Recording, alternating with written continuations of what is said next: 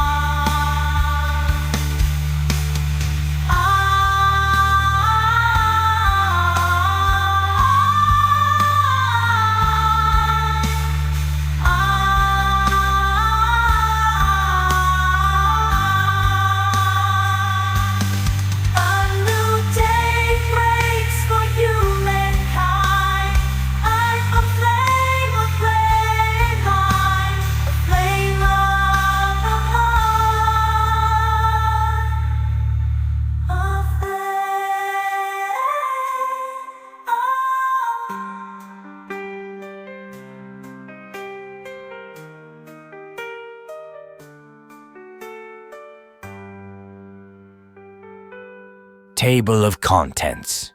1. The rise of the cult leader.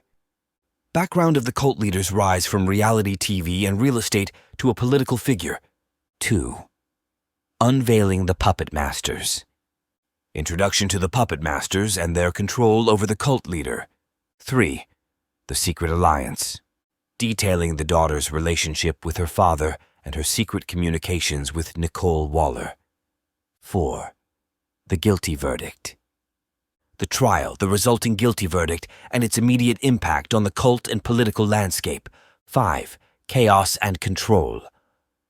The immediate aftermath of the verdict, the crisis among the puppet masters, and the cult's reaction. 6. A daughter's burden. The daughter's decision to step forward and her plans to stabilize the situation. 7. Media warfare. Nicole Waller's strategic use of her media platform to influence public opinion and reveal truths. 8. Building the coalition. Efforts to form a coalition of politicians, activists, and influencers to support democratic transition. 9. The battle for the judiciary. Exposing the puppet master's influence on the Supreme Court and efforts to reform the judiciary. 10. Negotiations and tensions. Detailed strategies and negotiations with different factions within the cult to prevent violence. 11. The turning point. Major breakthroughs and setbacks in the coalition's efforts to implement reforms. 12. A new vision for leadership. The daughter's emergence as a leader and her vision for the future of the political landscape. 13. Asterisk implementing reforms. Passing significant legal and political reforms to safeguard against future manipulations. 14. The final confrontation. The ultimate showdown with the puppetmasters and their last attempts to regain control. 15. Legacy and renewal. Reflections on the journey, the new status quo, and the lasting impact of the daughter and Nicole Waller's efforts. Introduction. In the heart of contemporary America, beneath the shimmering surface of political rallies and media spectacles, lies a shadowy world where power is the ultimate currency and manipulation the tool of choice. This is a story of a cult leader, once a charismatic reality TV star and shrewd real estate investor, now a figure ensnared in legal and moral battles that threaten to unravel not just his own legacy, but the very fabric of American democracy. Our tale begins at a pivotal moment as a guilty verdict rings out, echoing through the halls of justice and into the chaotic realms of public opinion and private agony. This verdict is not merely the downfall of one man, but a trigger that sets off a chain reaction, exposing the deep-seated corruption and the covert puppet masters pulling strings from behind the impenetrable veils of power. Enter the protagonist, the cult leader's daughter, who, having grown up in the glare of public scrutiny and the shadows of private doubts, emerges as an unlikely herald of change. With her closest confidant, cable TV icon Nicole Waller, she has been quietly gathering the knowledge and alliances needed to challenge the puppet masters who once dictated her father's every move. This audiobook unfolds over 15 chapters, each a stepping stone on a treacherous path toward reclaiming integrity and reshaping a nation's destiny. Through trials and tribulations, conspiracies, and confrontations, it explores themes of power, betrayal, redemption, and the indomitable human spirit. Join us on this journey through the intricate webs of politics and personal destiny, where every chapter reveals deeper intrigues and the stakes are nothing less than the soul of a country. Here, in the nexus of power and resistance, a new vision of leadership is born, one that demands courage, clarity, and a relentless pursuit of justice. Welcome to a narrative that challenges the status quo, questions where the true power lies, and reveals what it takes to alter the course of history. Welcome to a saga of modern America, complex, contentious, and compelling. Welcome to the story of a fight not just for control, but for the heart of a nation. The whispers of the night. A mogul moves in shadows out of the public sight. With every deal he's weaving, every line he's spun, a star is born, a story told, a kingdom come undone. Lights, camera, action, on the stage he found his place. With lines that cut deep and a mask that hid his face. You're hired or you're fired, the catchphrase of his reign. A game of thrones in real time, with fortunes made and slain. Echoes of power in the whispers of the night. A mogul moves in shadows out of the public sight. With every deal he's weaving, every line he's spun, a star is born, a game of thrones in real time, with fortunes made and slain.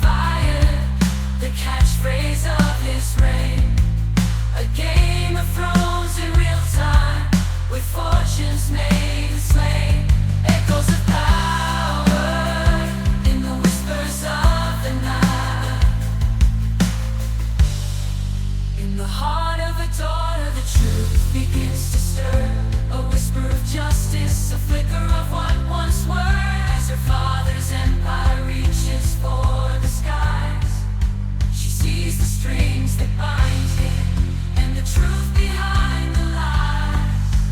Echoes of power in the whispers of the night. A mole moves in shadows out of the public's sight.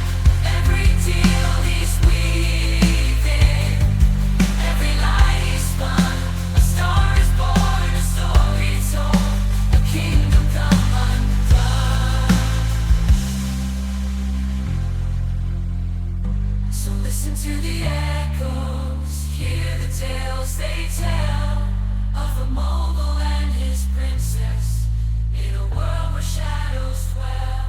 Forever the tales they tell of a mogul and his princess in a world where shadows dwell. For every light that glimmers, there's a darkness that awaits, and the echoes of power decide their fates.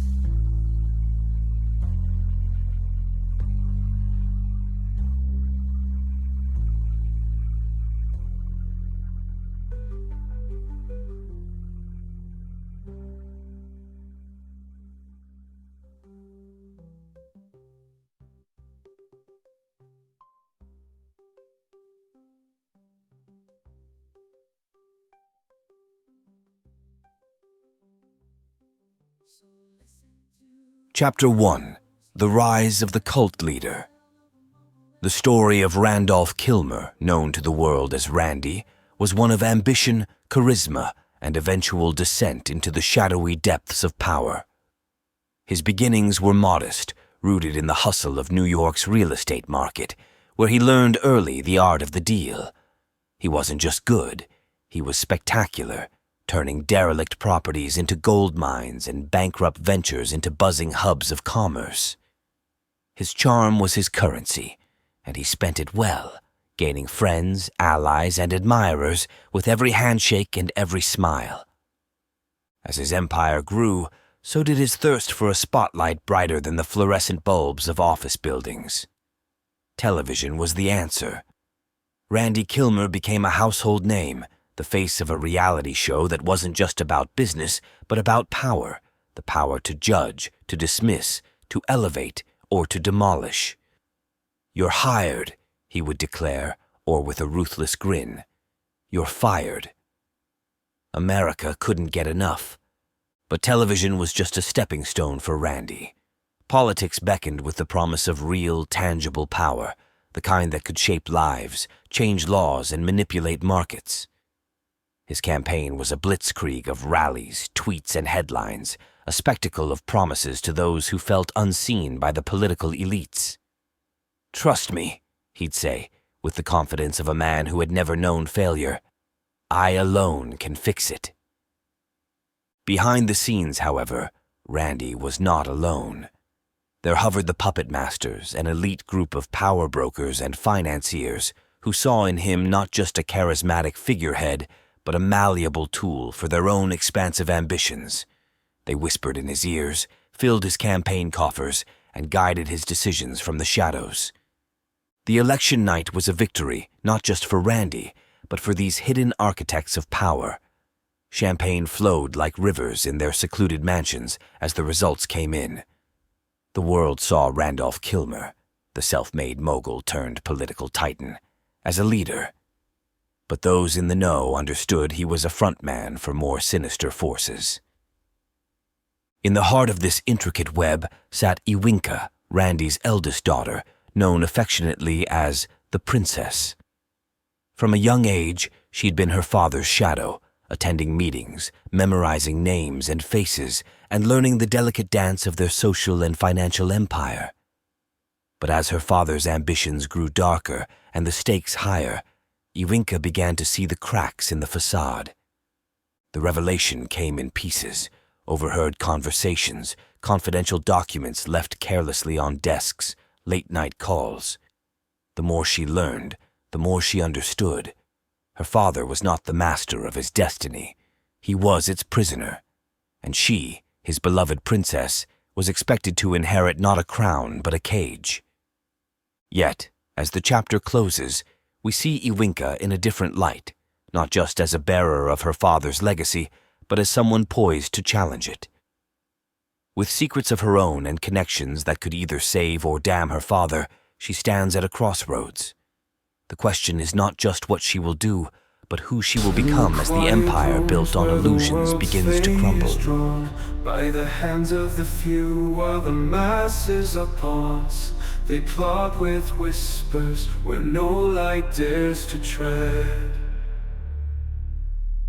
With a map of shadows and futures they've read. Shadows and futures they've read. Shadows and strings in the corridors of power. Secrets unfold at the witching hour. A daughter watches with eyes so keen as the puppet masters stage the unseen. Towers of glass to the old castle stones, their influence reaches into all time zones. The figurehead's hands where the flags are unfurled, a leader not of his own but of their world. Shadows and strings in chorus of power, the causes of power. Secrets unfold at the witching hour. Daughter watches with eyes so keen as the puppet masters stage the unseen.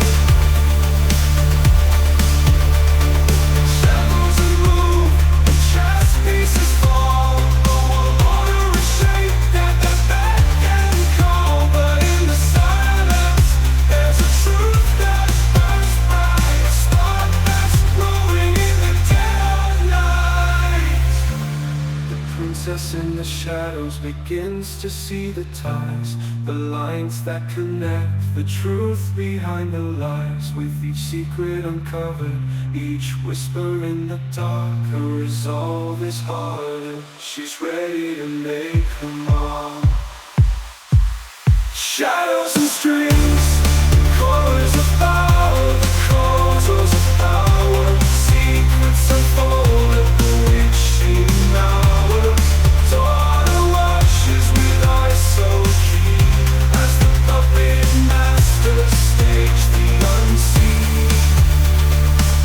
So watch the shadows and see the strings as a new dawn approaches,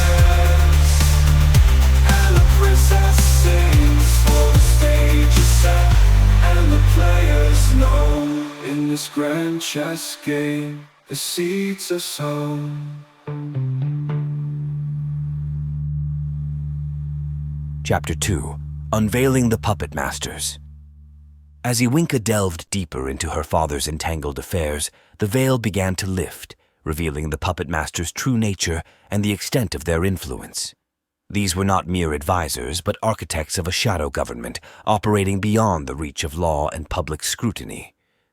Each member of this elite cabal brought unique resources and aspirations, from media moguls who could sway public opinion with a single broadcast to tech giants capable of harvesting personal data for manipulation at scale.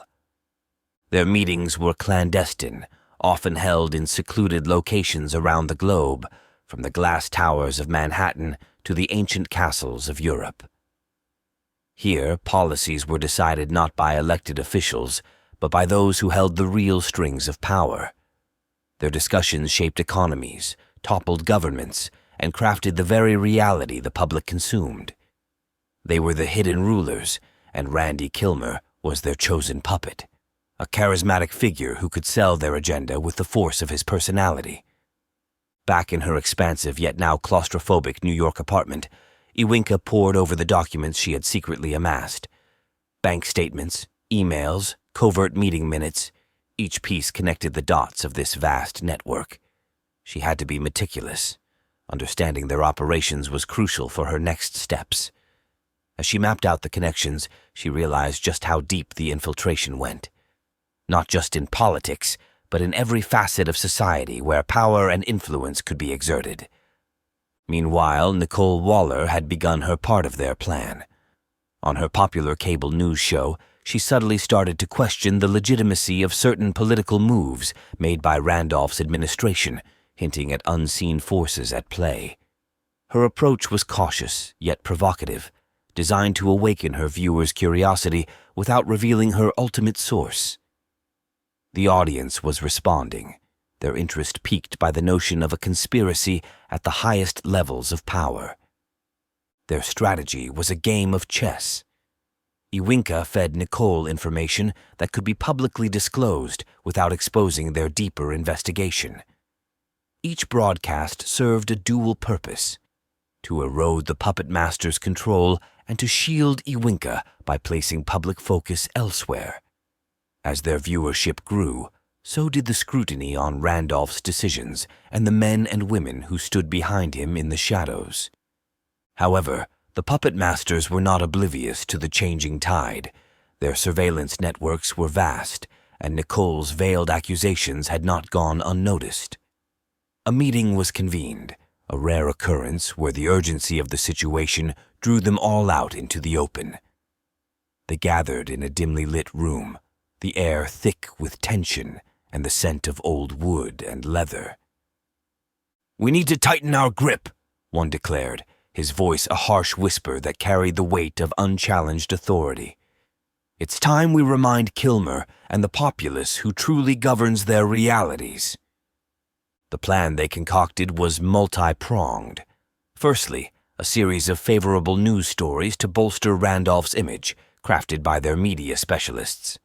Simultaneously, a crackdown on dissenting voices under the guise of national security. They would also initiate a deeper surveillance protocol, not realizing that doing so would play into Iwinka's hands, providing her with more evidence of their meddling. As the plot thickened, Iwinka felt the weight of her responsibility. She was not just fighting for her father's freedom or to clear his name, but battling for the soul of her country. The stakes were monumental, the enemies formidable. But with each document, each broadcast, and each carefully placed informant, she was slowly dismantling the empire built on shadows. The chapter closes with Iwinka standing before her window, overlooking the city's skyline, a vast network of lights and lives, all unknowingly influenced by the puppetmasters. But there, reflected in the glass, was the determination in her eyes. She was ready to escalate their plan. Her next move would be bold, risky, and could very well determine the fate of the nation. Underneath the surface, where whispers weave the truth, a daughter stood watchful in the vigor of her youth. Foundation shook and trembled with each secret that she'd find. In the cryptic dance of shadows, a bond was defined. Echoes of alliance ringing through the fight. In the stillness of the darkness, they kindle the light. With Nicole by her side, a battle line is drawn. In the silent war of whispers, a new dawn is born.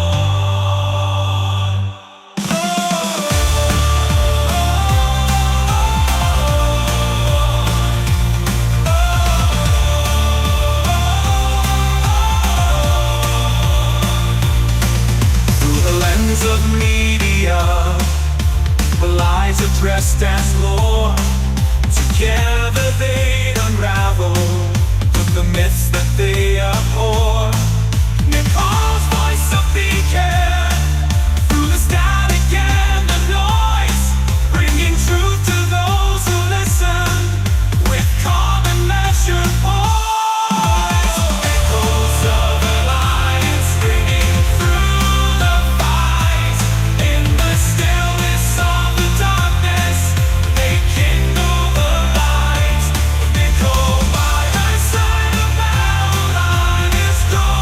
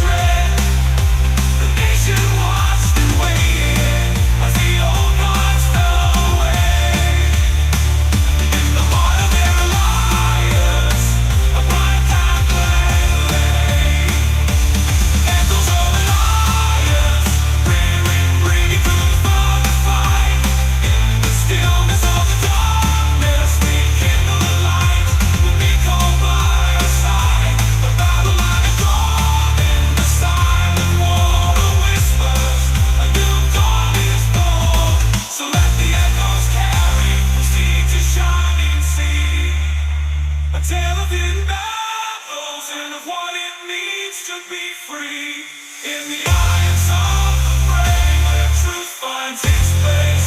The echoes of a new dawn embrace the winds of change.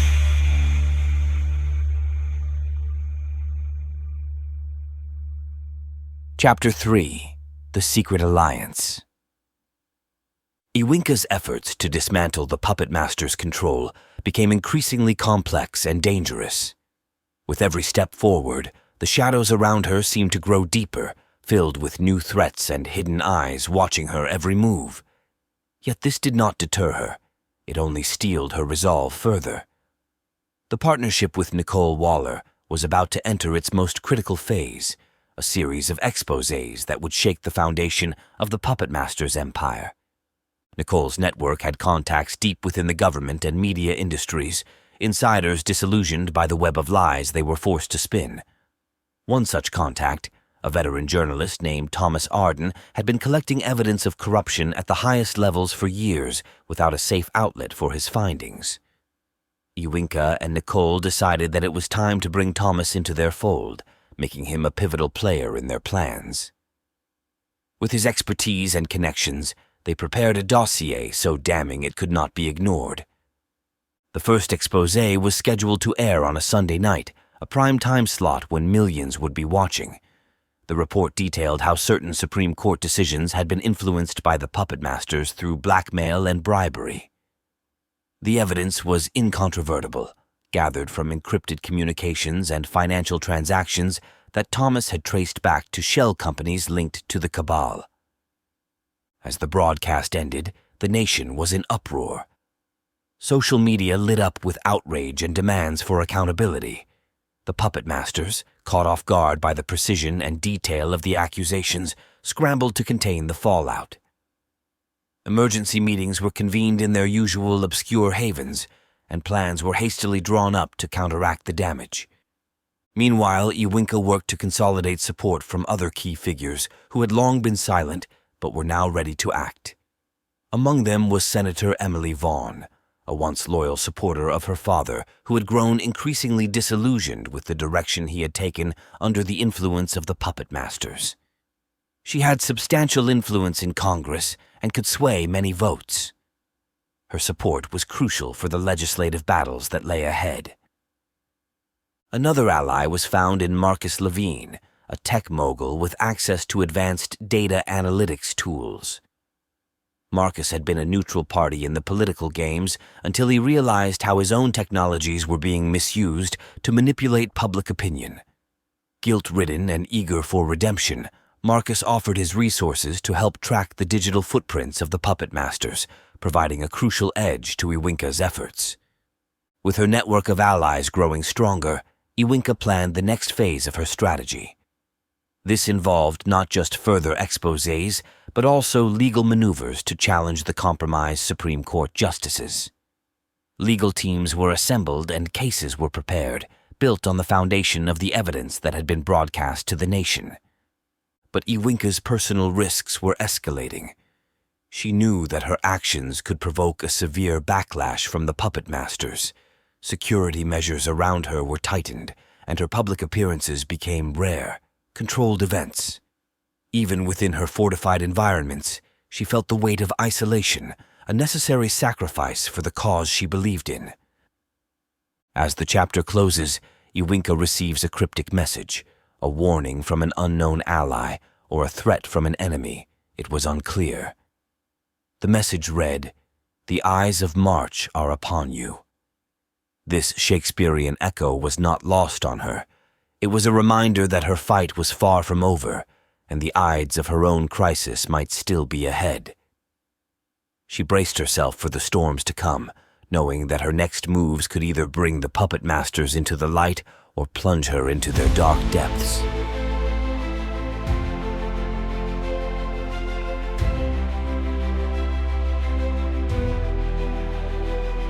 In the halls of justice under watchful eyes, a leader stands alone where the shadow lies. With the gallows fall, echoes fill the air. A verdict drawn in the silence of despair. Verdict of the shadows,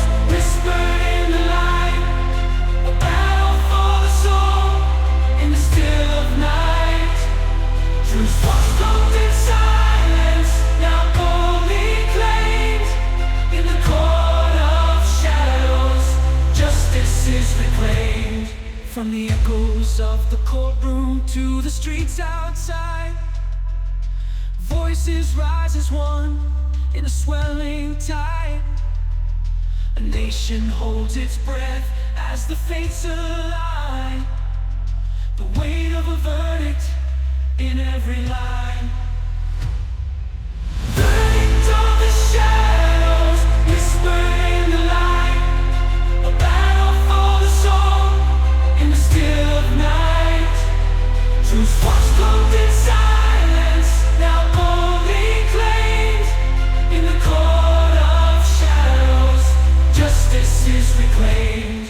As the puppetmasters watch from their throne, their plans unravel, their cover blown. But the fight's not over, it's just begun. For every shadow cast, there's a rising sun. The daughter stands steadfast, her resolve anew. In the face of darkness, her aim is true. With each secret unveiled, with each lie undone, a crusade for justice has just begun. Verdict of the shadows, whisper in the light. A battle for the soul in the still of night. Truth was cloaked in silence, now boldly claimed. In the court of shadows, justice is reclaimed. So let the verdict echo through each heart and home. A call to stand and witness, no more to roam. In the verdict of the shadows, a new path we pave. For a world of justice brave and grave.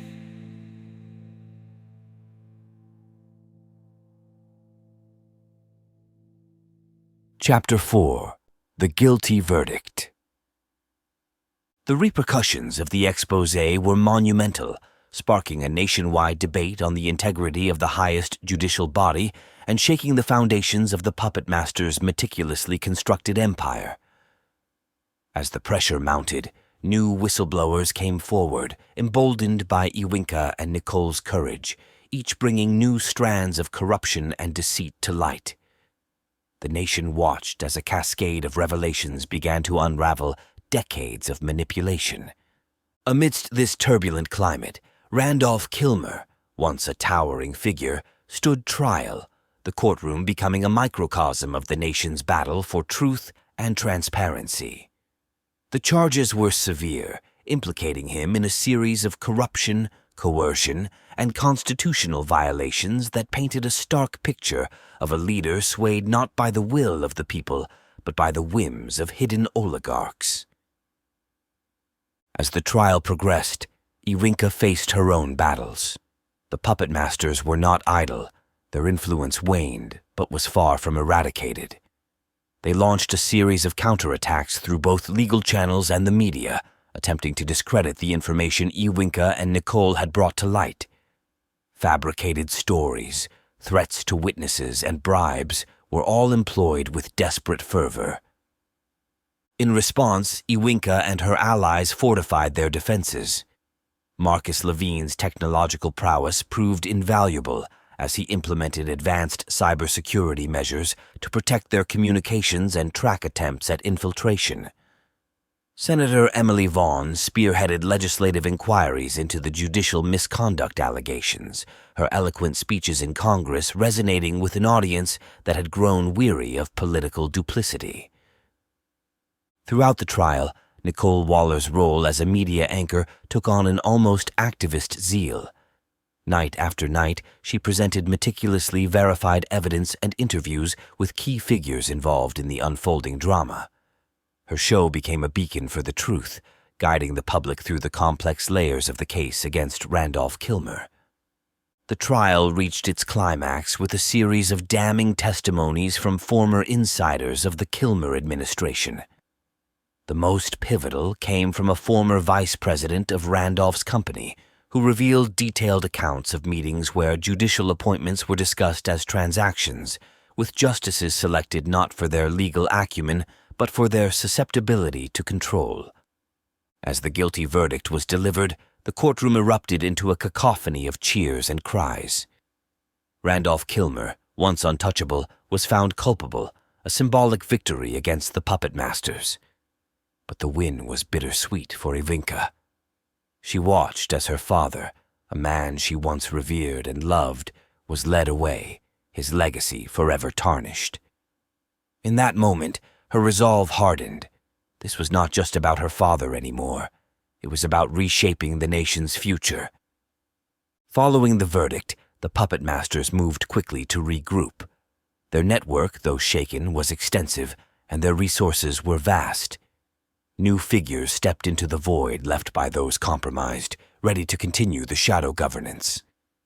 The battle, Iwinka knew, was far from over. She convened a secret meeting with her allies in a secure location off the grid. The group, a blend of politicians, journalists, tech experts, and former enemies turned collaborators, plotted their next steps. The agenda was clear: dismantle the remaining structures of the puppetmasters' control, reform the judiciary, and restore faith in the democratic processes. Iwinka proposed an ambitious plan, a nationwide campaign aimed at education and reform, titled Reclaim the Republic.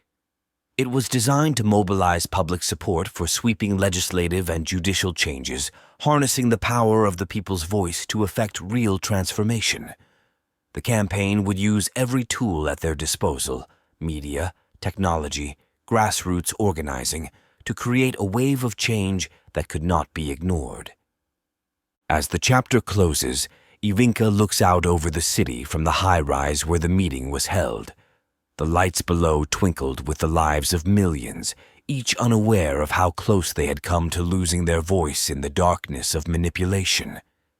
A new dawn was on the horizon, but the night was long and full of terrors. Iwinka was ready to lead the charge, her heart steeled with purpose and her mind sharp with strategy. The fight for the soul of the nation was just beginning.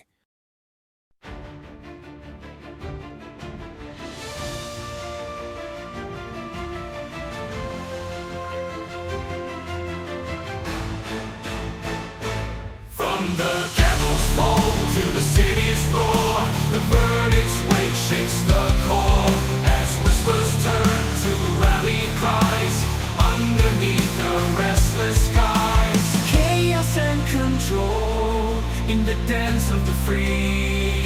From the shackles of shadows, we're breaking free. In the streets and the echoes, the fight is known. In the heart of the storm, we find our own. Find our own.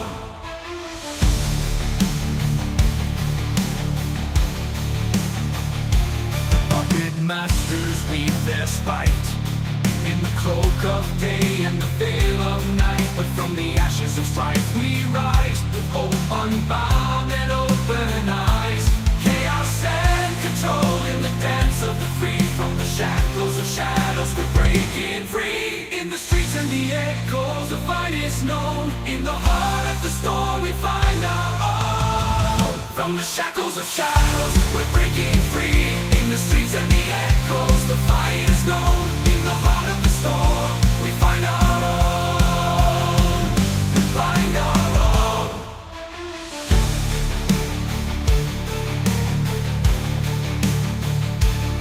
In the halls of power the battle's war.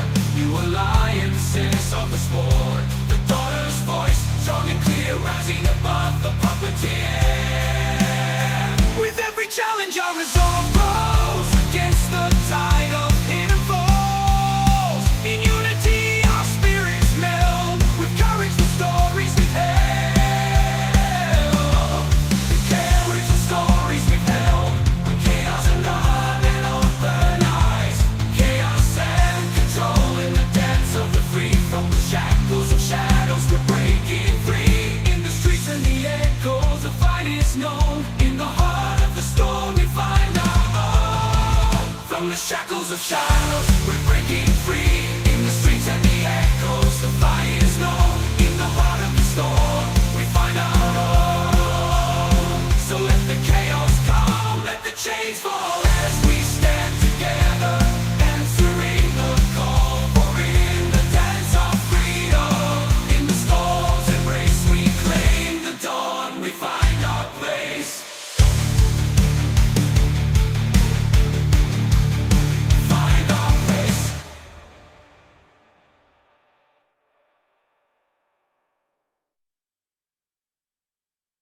Chapter 5.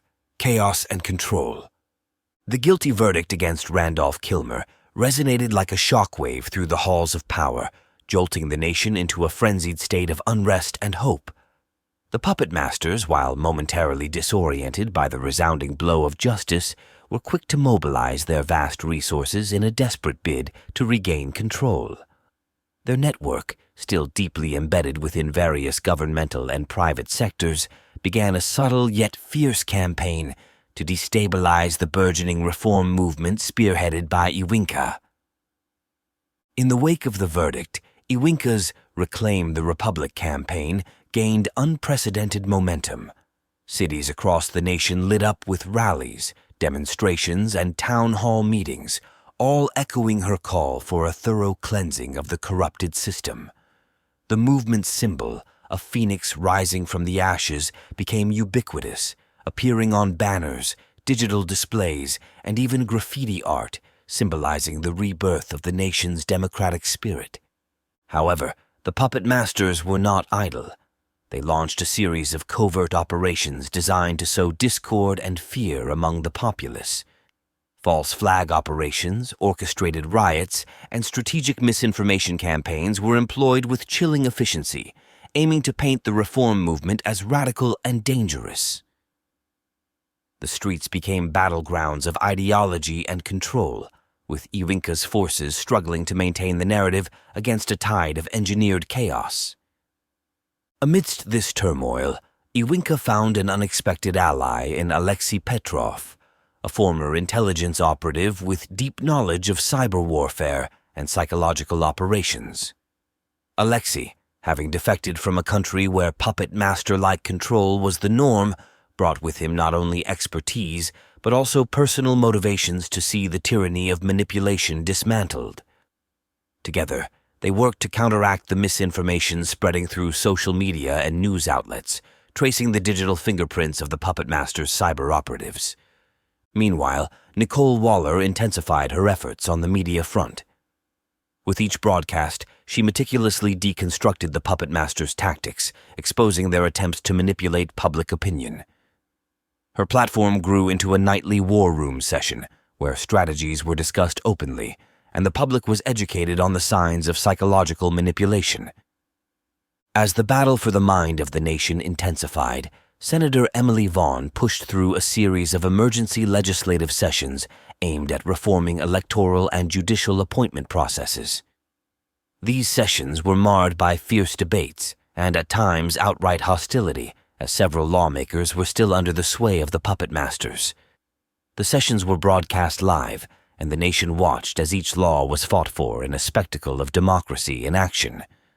The puppetmasters, realizing the potency of Iwinka's strategy, decided to change their approach. They shifted their focus to the upcoming judicial appointments, planning to install puppet judges who could overturn any new laws that threatened their hidden regime. This move led to a critical confrontation in the Senate, where Emily Vaughn and her allies faced off against a well-orchestrated campaign of political pressure and bribery. Iwinka, anticipating this move, orchestrated a counterplay. Using the intelligence gathered by Alexei, she exposed several senators who had been compromised, leading to a dramatic series of resignations and public confessions that shifted the balance of power. This victory was pivotal, allowing the passage of several key reforms that solidified the legal foundations of the new movement. With the puppetmasters temporarily beaten back, Iwinka took a bold step forward. She organized a national conference, inviting leaders from all sectors, political, business, academia, and the arts, to discuss the future of the nation. The conference, named the New Dawn Symposium, was a resounding success, culminating in the Charter of Renewal, a document outlining the principles and goals for a rebuilt republic.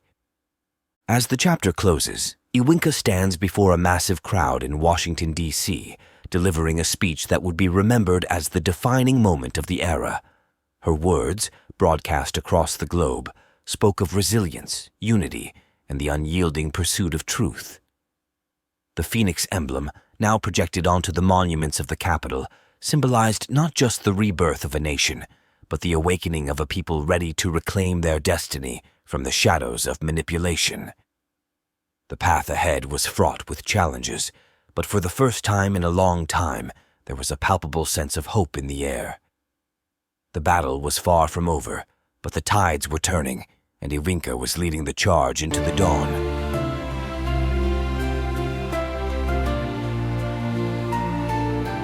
In the eye of the storm, she stands, the daughter of the dawn, with outstretched hands. From the whispers of the past, the truths she's gleaned, now she leads the charge, her resolve keen. In the heart of the fight, where shadows fall, together we rise, together we call, with every heartbeat, with every breath. We're bound to the cause, till the end of our quest.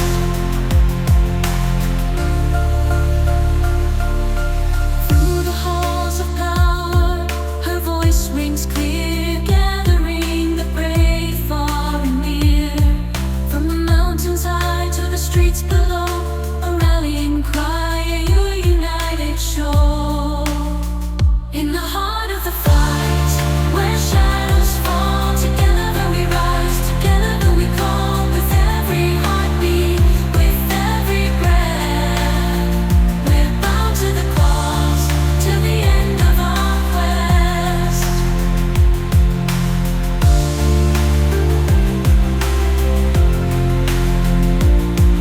All the battles we fought in the dead of the night, all the victories won in the dawn's gentle light.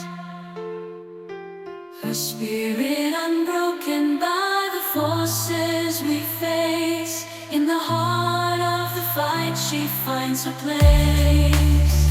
Now the daughter steps forth in the public square, with wisdom and might she declares her care for the people, the land and the truths we hold dear. In the heart of the fight we conquer fear. In the heart of the fight, where shadows fall, together we rise, together we call, with every heartbeat, with every breath. We're bound to the cause, till the end of our quest.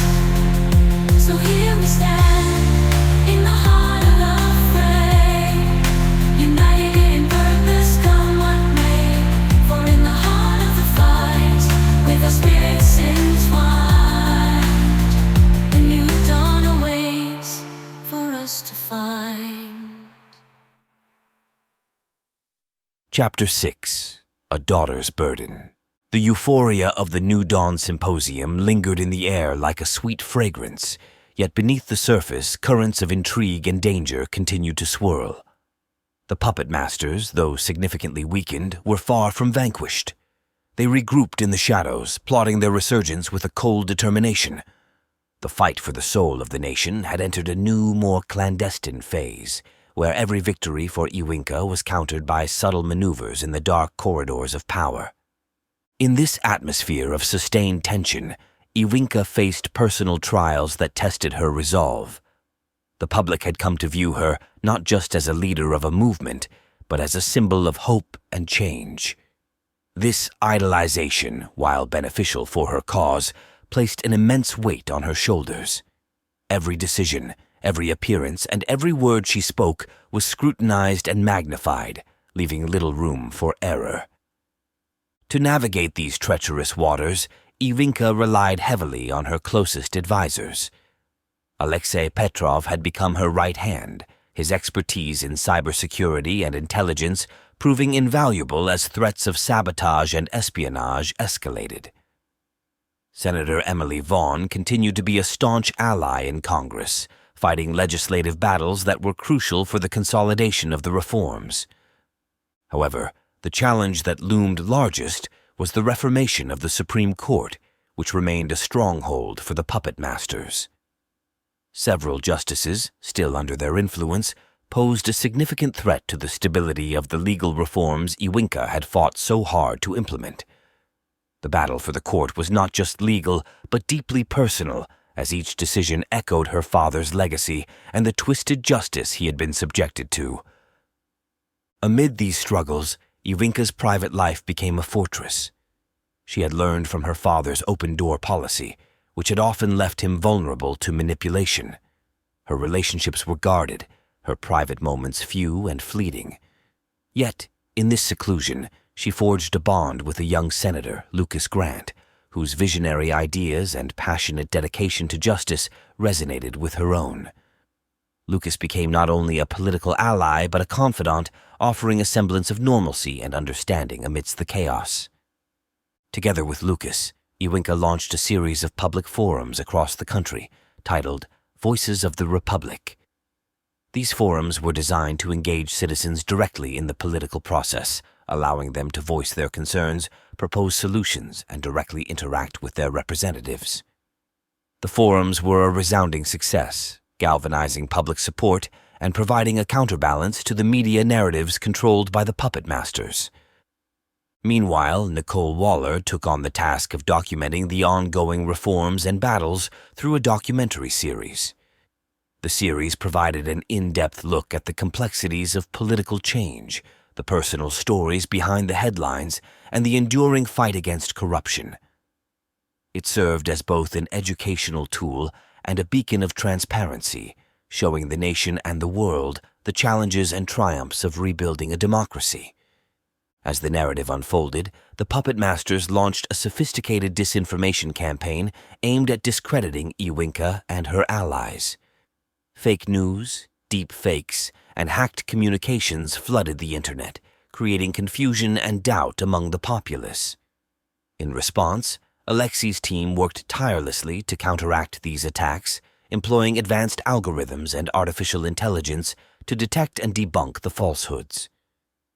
The climax of this chapter came with a crucial Supreme Court ruling on one of the key reforms, the right to transparent government proceedings. The court, swayed by public opinion and the undeniable momentum of the reform movement, upheld the law, marking a significant victory for Iwinka's movement. This ruling not only fortified the legal foundations of the reforms, but also demonstrated that the tide was turning, even within the most entrenched institutions. As the chapter closes, Iwinka stands before the Supreme Court, a solitary figure bathed in the glow of the setting sun. The victory was sweet, but the war was far from over. Her eyes, fixed on the horizon, were filled with determination and a hint of melancholy. The burden of leadership was heavy, the path fraught with peril, but she was resolute. For her father, for her country, for the future, she would fight on, bearing the weight of the daughter's burden with grace and unwavering courage.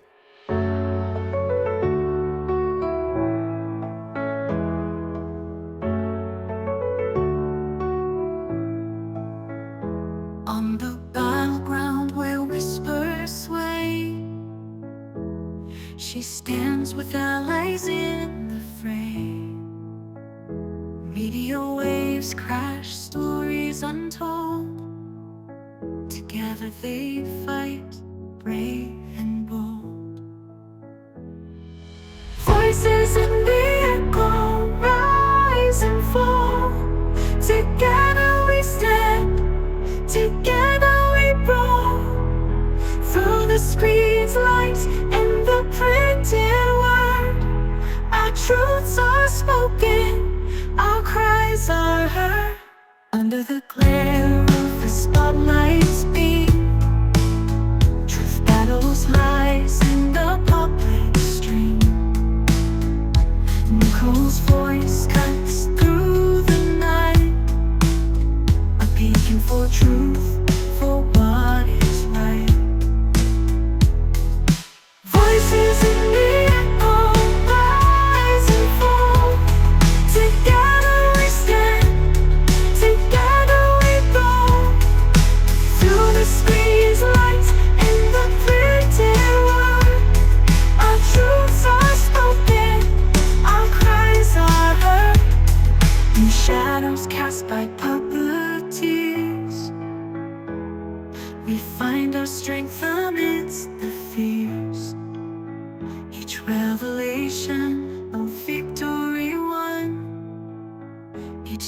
is shared, a new day begun.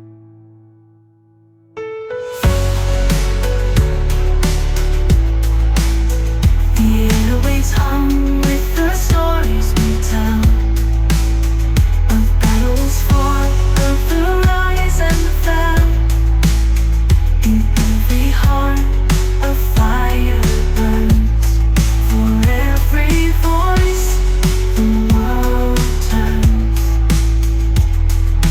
Voices in the echo rise and fall. Together we stand, together we brawl. Through the screen's lights and the printed word, our truths are spoken, our cries are heard. So let the voices rise, let them carry far, from the silent whispers to the brightest star. In the echo of our voice, strength of song, we're writing the future where we all belong. Chapter 7. Media Warfare.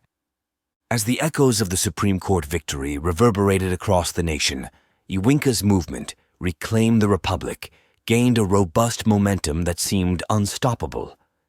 Yet, in the intricate dance of power and manipulation, no victory was absolute. The puppetmasters, though reeling from their recent defeats, were far from defeated. They regrouped with a venomous resolve, weaving new webs and plotting darker schemes from the shadows. Within this volatile backdrop, the battle shifted increasingly to the arena that perhaps held the most sway in shaping public perception: the media. Nicole Waller, having become a pivotal force in this theater of war, escalated her efforts. Her nightly broadcasts, once a beacon for straightforward news, had evolved into strategic sessions mapping out the puppetmasters' network, unveiling their tactics and alliances with surgical precision. Simultaneously, Iwinka, realizing the critical role of media in their struggle, launched a new initiative, an independent media network called the Truth Forge.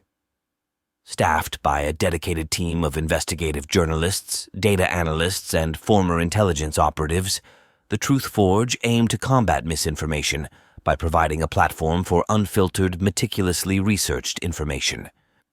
This initiative quickly grew into a cornerstone of her strategy to maintain public support and awareness. As the Truth Forge gained traction, its investigations began to unearth layers of corruption linked not only to the political sphere, but also extending into the corporate world. Major corporations, once seen as untouchable behemoths of industry, were revealed to have deep ties with the puppetmasters, influencing legislation and public policy to serve their ends. The revelations led to widespread public outrage and calls for stringent regulations on corporate lobbying and political donations. In response to these exposés, the puppetmasters wielded their considerable influence in mainstream media to launch a counterattack. They funded lavish multimedia campaigns, utilized deep-fake technologies, and orchestrated interviews with discredited experts to discredit Iwinka and her allies. The airwaves became battlegrounds, with the public caught in a crossfire of truths and falsehoods. Amid this media maelstrom, Iwinka's personal life became unexpectedly public when her relationship with Senator Lucas Grant was leaked to the press. The puppetmasters exploited this revelation, framing the relationship as a political maneuver to garner support for her initiatives. The smear campaign was brutal, tainting both Iwinka and Lucas's reputations and putting immense strain on their relationship. Despite these challenges, Iwinka remained undeterred. With Lucas's support, she pushed forward, using the attack as an opportunity to highlight her commitment to transparency and integrity. In a bold move, she and Lucas appeared together in a series of live interviews where they openly discussed their relationship, turning the narrative on its head and reinforcing their shared dedication to the nation's future. Meanwhile, Alexei Petrov spearheaded a cyber counteroffensive.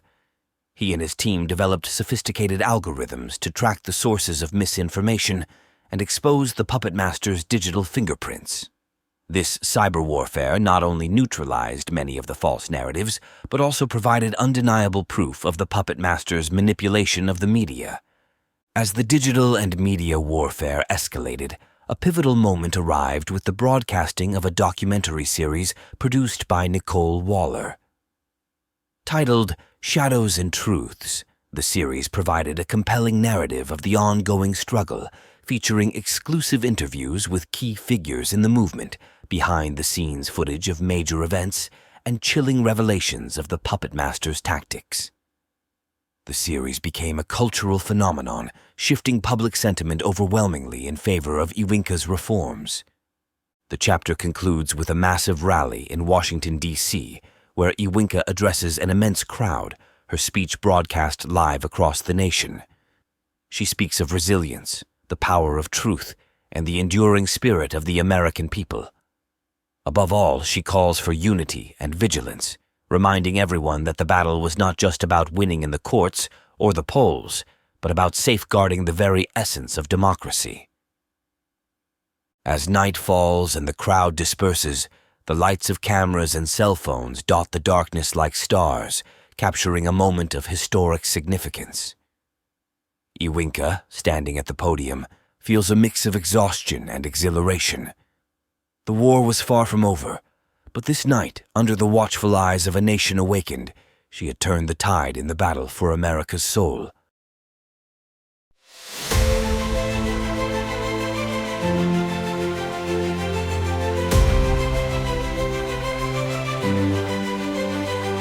From north to south the call rings clear. Gather the voices, the distant near, in the halls of power, in the fields wide. Join the movement, stand by our side. Gather the voices, forge the chain.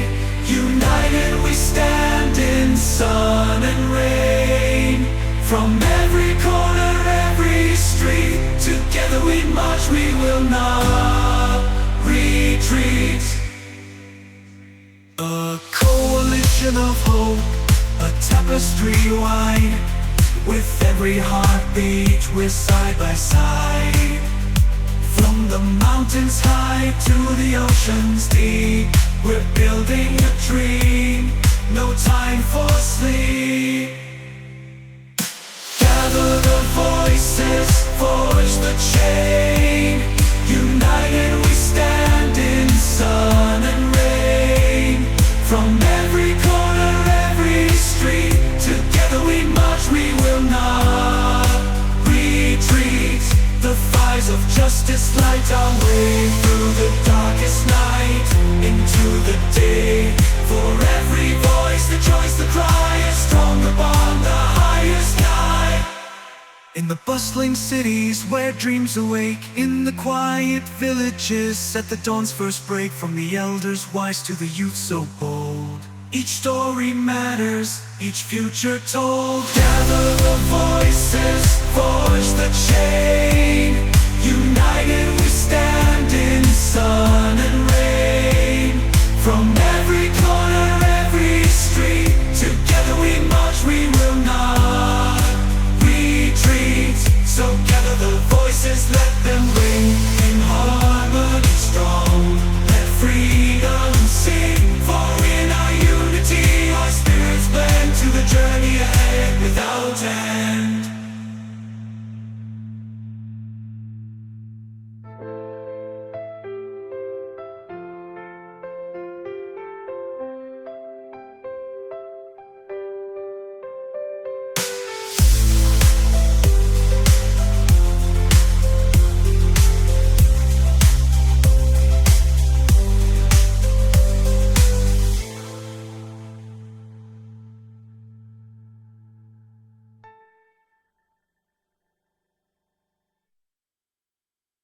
Chapter 8. Building the Coalition. Following the powerful rally in Washington, D.C., the momentum was palpable. Iwinka's movement had evolved into a national crusade for justice and transparency, transcending political lines and resonating deeply with the American people. But the true test of its strength lay in its ability to forge a coalition broad and diverse enough to initiate real, lasting change. This chapter would see Iwinka navigating the complex dynamics of coalition politics, bringing together unlikely allies from various sectors of society. As the sun rose over the capital, Iwinka and her team convened a strategic meeting to outline the next phase of their campaign. The objective was clear: expand the coalition to include key stakeholders from all 50 states, encompassing a wide range of interests and backgrounds. This coalition would not only serve as a powerful lobbying force, but also as a symbol of unity against the pervasive influence of the puppetmasters. The first major initiative was to form alliances with other political movements and non-profit organizations that shared her vision for a reformed and transparent government. This task was spearheaded by Senator Emily Vaughn, who used her extensive network in Congress to reach out to both seasoned lawmakers and newly elected representatives who were eager to make their mark by tackling corruption. Meanwhile, Iwinka focused on the grassroots level, organizing town hall meetings across the country. These events were designed to engage directly with citizens, hear their concerns, and empower them to take part in the legislative process. Her approach was hands-on and personal, a stark contrast to the distant, often aloof manner of traditional politicians. In parallel, Lucas Grant took on the challenge of bridging the gap with the business community. He met with CEOs and industry leaders, many of whom were initially skeptical of the movement's agenda, fearing regulatory overreach. Lucas worked tirelessly to demonstrate how a fair and transparent government could create a more stable and predictable business environment, ultimately benefiting the economy as a whole. As the coalition grew, so did the challenges. Each group brought its own agenda, priorities, and demands. Balancing these diverse interests required a level of diplomatic skill and patience that Iwinka had quickly to master. Conflicts were inevitable, but she handled them with grace and acumen, always steering the conversations back to the common goal of dismantling the puppetmasters' regime. Amid these efforts, the Truth Forge launched a series of investigative reports that uncovered the puppetmasters' attempts to infiltrate and destabilize labor unions and environmental groups. This revelation not only solidified the support of these organizations for Iwinka's coalition, but also exposed another layer of the puppetmasters' strategy to divide and conquer. Nicole Waller continued to play a crucial role in shaping public opinion. Her nightly broadcasts now regularly featured leaders from various coalition groups, giving them a platform to connect with the public and share their stories and perspectives. This not only enhanced the movement's visibility, but also humanized its agenda, presenting it as a multifaceted effort driven by real people with real stakes in the nation's future. However, the puppetmasters were not sitting idle. They launched a sophisticated counter-campaign, leveraging deep-pocketed super PACs to fund opposition candidates and initiatives. Their tactics were more refined and obscured, aiming to create a sense of controversy and division within the coalition. The climax of this chapter occurred during a pivotal national conference where all members of the coalition gathered to ratify a common charter. The event was a testament to Iwinka's leadership and the collective determination of the movement. After days of intense discussions and negotiations, the charter was unanimously approved, outlining the principles and legislative goals that would guide their actions over the coming years. As the conference concluded, Iwinka stood on the podium, looking out over a sea of faces, a tapestry of ages, colors, and creeds, all united under a common cause. Her speech was heartfelt and stirring, calling for courage in the face of adversity and unity despite differences. She invoked the spirit of the nation's founders, drawing parallels between their struggle for independence and the current fight for a government of the people, by the people, and for the people.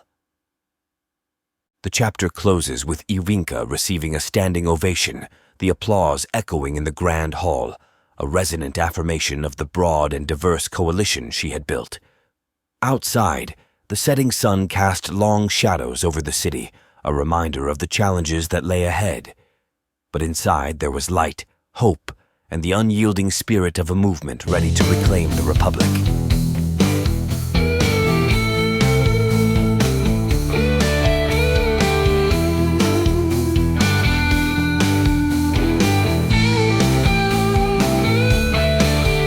In the courtrooms where the gavels fall, echoes of justice hear the call. We stand for the judges, the scales must be true in the fight for what's right in the red, white and blue. Stand for the judges with hearts firm and just in the courts of the free. In their wisdom we trust. For every decision let the truth lead the way. In the halls of justice we'll have our say. With papers in hand and cases prepared for a system that's fair, no effort is spared.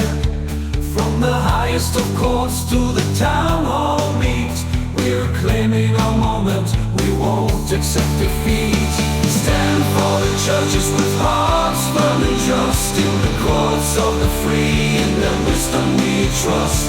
For every decision let the truth lead the way. In the halls of justice we'll have our say. With struggles and trials, the battles we've seen, amidst the turmoil our purpose is keen. The mantle of justice we carry it all, for in its light we stand tall. So rally the citizens, gather each voice. In the square, in the streets, we've made our choice. To stand for the judges, for a future so bright. In the shadow of law, we'll fight our fight. Stand for the judges with hearts firm and just in the courts of the free. In their wisdom we trust. For every decision let the truth lead the way. In the halls of justice we'll have our say. So stand up, stand strong, let your voices ring. For the bell of justice let it sing. For the land of the free and the home of the brave. In the glow of fairness our flag will wave.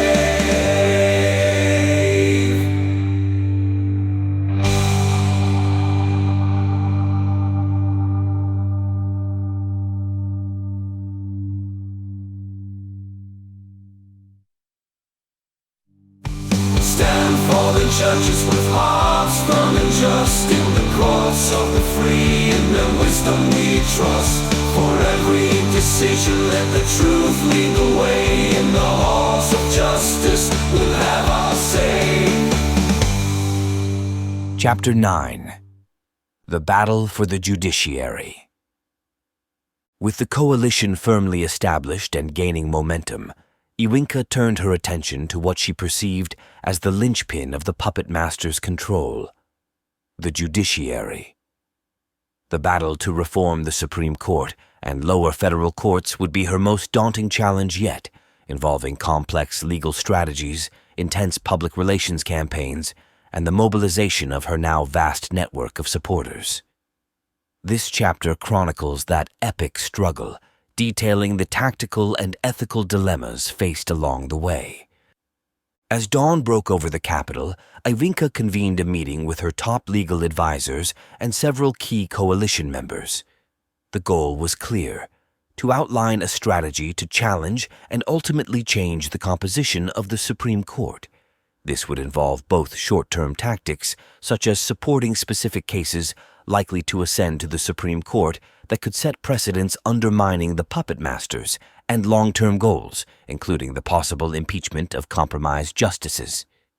Senator Emily Vaughn spearheaded the legislative effort, proposing a bill to increase transparency in the judicial appointment process and enforce stricter ethical standards for justices. This move, while controversial, sparked intense debates across the political spectrum, drawing attention to the often opaque processes that govern judicial appointments. Simultaneously, Lucas Grant worked on rallying the business community to support judicial reform. He argued that a fair and unbiased judiciary was essential for economic stability and growth, persuading many in the business sector to lend their considerable influence to the cause. Iwinka, with the assistance of the Truth Forge, launched a public education campaign to inform citizens about the judiciary's role and the importance of impartiality in upholding democracy. This campaign was supported by a series of documentaries produced by Nicole Waller, which featured interviews with legal experts, historians, and victims of judicial malpractice, painting a stark picture of the stakes involved. However, the puppetmasters were deeply entrenched in the judicial system, and they used their influence to initiate a series of legal challenges to Iwinka's efforts. They bankrolled high-profile cases designed to set precedents that would strengthen their hold, maneuvering to have these cases heard by sympathetic judges.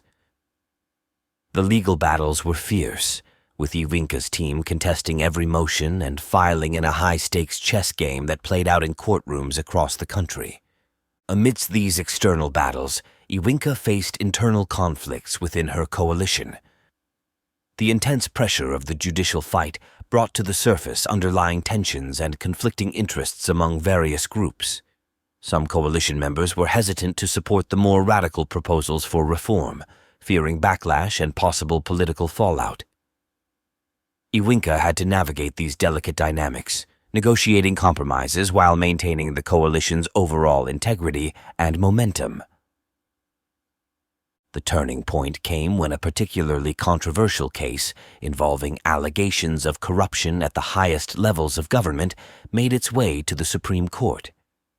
Iwinka's team had worked tirelessly to ensure the case was watertight, supported by irrefutable evidence gathered by the Truth Forge.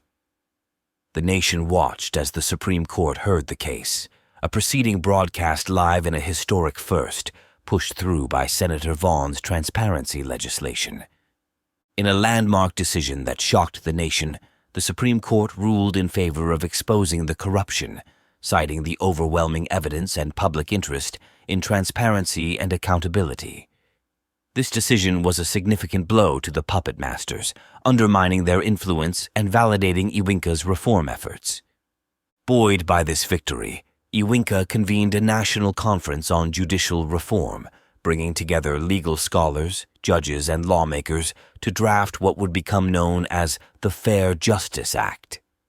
This comprehensive set of reforms was designed to overhaul the judiciary, ensuring the selection of judges was based on merit and transparency, and that oversight mechanisms were in place to hold the judiciary accountable.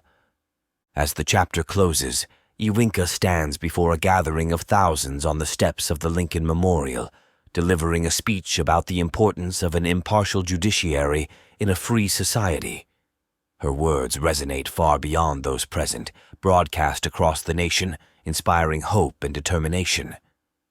The battle for the judiciary had been hard-fought, but it marked a crucial step toward dismantling the puppetmasters' hold on power and restoring faith in American democracy. The chapter ends on a note of cautious optimism, with Iwinka reflecting on the journey so far and the challenges that still lay ahead. Through the city's pulse, in the wake of change, we've set the stage, the stakes we've arranged. Lines are drawn, the banners fly, underneath the watchful sky.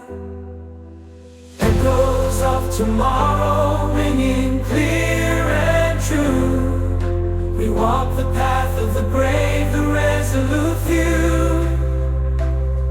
In the shadows of yesterday, with hope we sway, building a world where justice finds its way.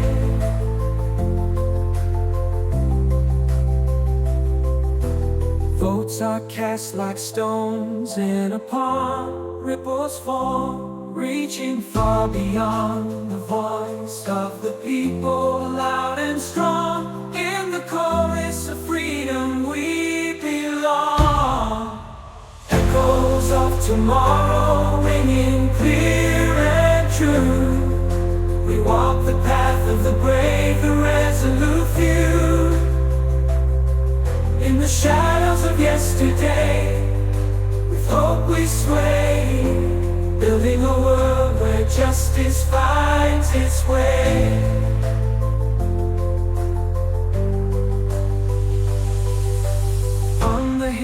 To the valleys the message is sent. Through the winds of change, through the whispers we rent. Together we stand as the night turns to day. In the echo of voices, we pave the way. Underneath the starlit dome, a nation's dream we begin. Echoes of tomorrow, ringing clear and true. We walk the path of the brave, the resolute few.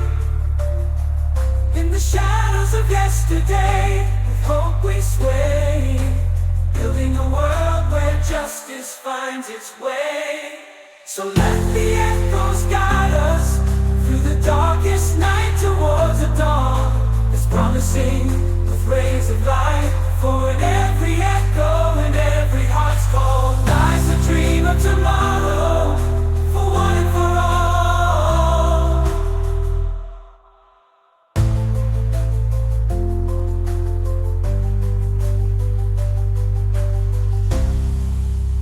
Chapter 10. Negotiations and Tensions. In the wake of the landmark Supreme Court decision, Iwinka's coalition felt invigorated, but the victory also marked a new phase of heightened stakes and complexities. As the public celebrated the triumph of justice, the puppetmasters retreated deeper into the shadows, recalibrating their strategies with a newfound urgency. The fight for the soul of the nation was far from over, and Iwinka knew that each step forward would be contested with even greater ferocity. 1. Expanding the coalition. Recognizing the need to strengthen her base, Iwinka embarked on a nationwide tour to consolidate and expand her coalition. Each city brought its unique challenges and alliances. In the Rust Belt, she focused on revitalizing industrial communities, promising to fight for fair trade laws and infrastructure projects that would bring jobs back to the region.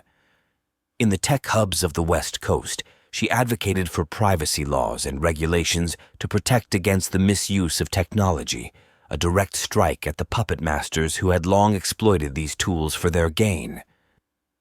2. The global dimension. The battle, however, was not confined to domestic issues. The puppetmasters' network was extensive, with tendrils reaching into global finance, international law, and foreign governments.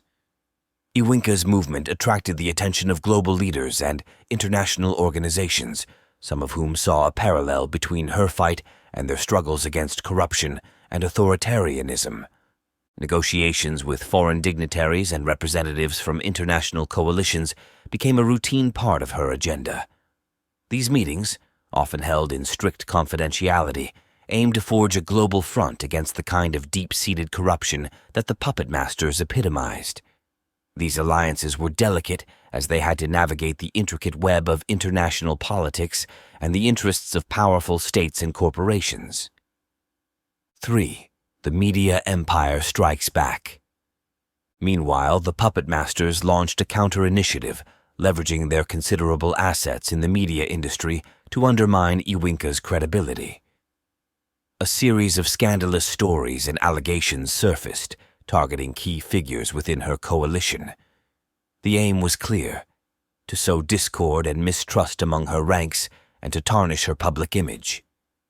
Nicole Waller, ever the stalwart ally, countered these attacks with a series of investigative pieces that exposed the connections between major media outlets and the puppetmasters. This media war escalated into a battle for public opinion, played out on national television, online platforms, and print media, turning the country into a divided audience hungry for truth amid a sea of disinformation.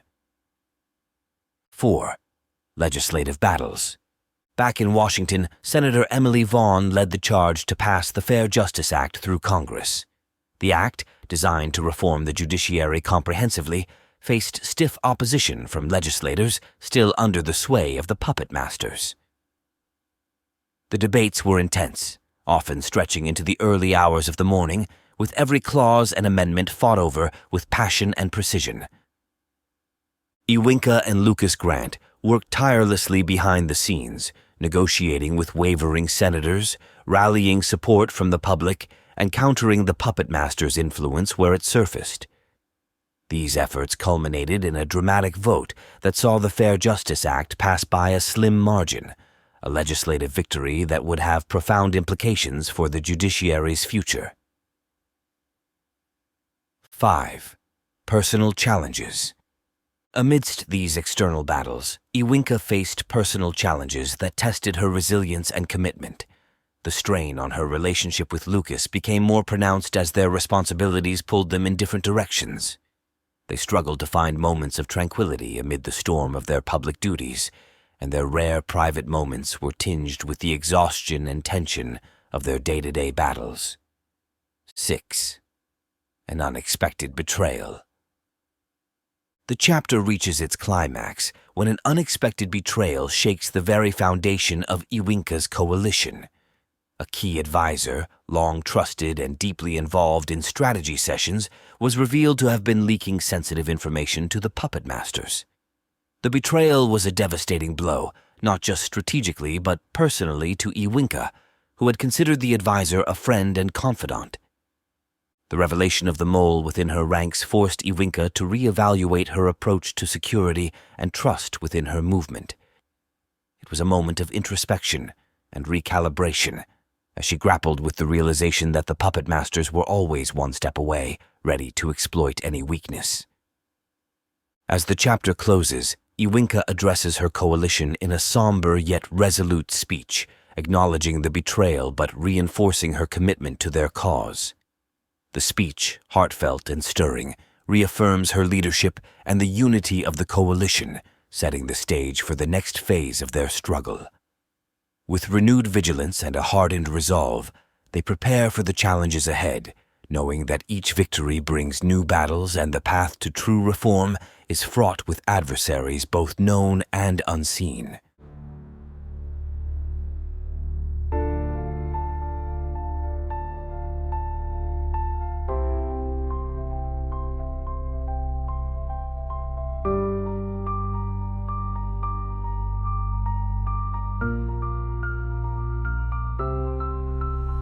In the heart of the city where the lights never dim, a new chapter starts as the old one grows dim, with the echoes of victory still ringing in the air. A nation looks forward with a hopeful stare.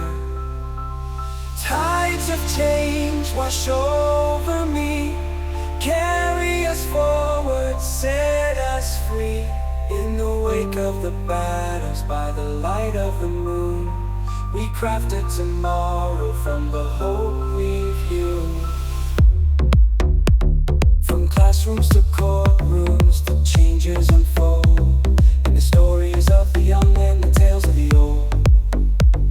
Every law rewritten, every policy reborn, in the glow of the dawn, the new world is born.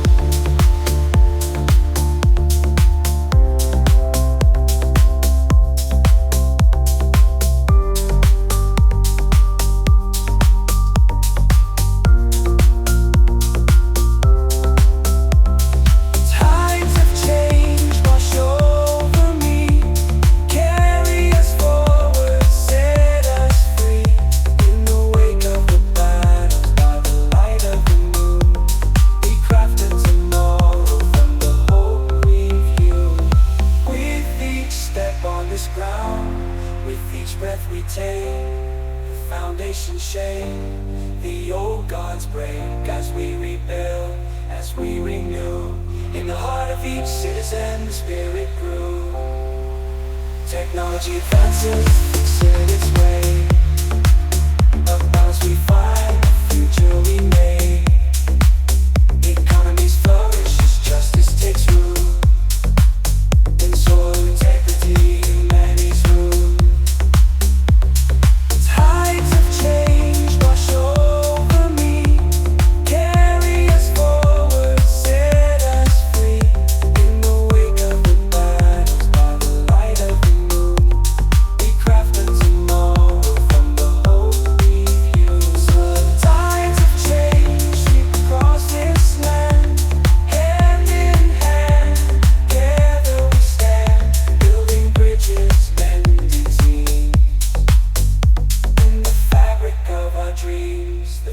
treasure gleams. Chapter 11. The Turning Point. The revelation of betrayal within Iwinka's inner circle was a harsh lesson in vigilance and trust, serving as a stark reminder of the depth and reach of the puppetmasters' influence. This event, however, did not deter the coalition's resolve. Instead, it ignited a fiercer determination to cleanse and fortify their ranks. The movement, now battle-hardened, prepared for what would become a pivotal phase in their quest to reshape the nation. 1. Consolidating power and trust. In the wake of the betrayal, Iwinka took decisive steps to restructure her inner circle, implementing stringent vetting processes and establishing a smaller, more secure advisory board. This move was critical not only for operational security, but also for maintaining morale and trust among her coalition members, who looked to her for leadership in these turbulent times. 2. The Education Initiative. Understanding the need for a well-informed populace to sustain democratic reforms, Iwinka and her team launched a massive educational initiative aimed at all age groups.